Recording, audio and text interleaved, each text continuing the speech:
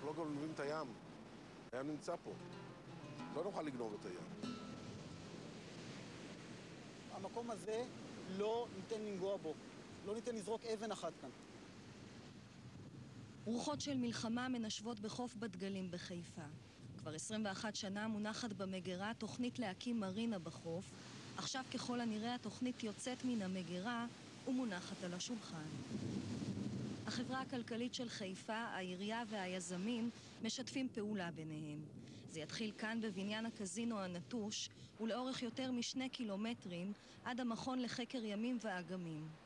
היזמים לא אומרים מרינה, הם דווקא מעדיפים להשתמש במילה מעגנה או ריביירה, אולי כדי לטשטש את הכוונות האמיתיות. אנחנו שינינו את התפיסה לחלוטין, מתוכנית מאוד גדולה של ייבוש של משהו כמו 600 מטר לתוך הים, אנחנו מדברים היום על ייבוש של 80 מטר לתוך הים. זה הבדל אדיר. בוקר אחד שהים עלה והרוח שרקה, התקבלה הודעה נוראה שאיש אחד רשע רוצה להביא לסיומה של תקופה. זה ארנון דגן, אלוף ישראל בגלישת רוח בים סוער, והמדורג שלישי בעולם בענף זה. I've been preparing for the light wind, but it was strong until now, and now when it's light, I'm flying. לפני חודש ניצח בגרמניה את אלוף העולם. את ההצלחה זוקף דגן למגרש האימונים שלו בחיפה, חוף בת גלים.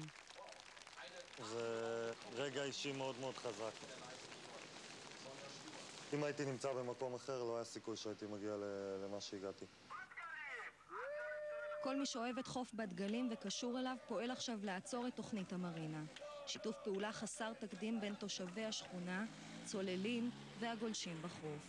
הם שעומדים בראש המאבק, עורכים הפגנות, מכנסים ימי עיון בטכניון ובאוניברסיטה, מחתימים על עצומות, ועכשיו גם הקליטו שיר.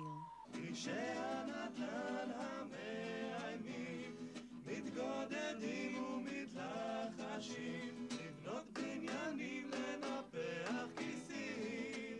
יש פה הרבה אמוציות, יש פה הרבה דיסאינפורמציה. אנחנו לא...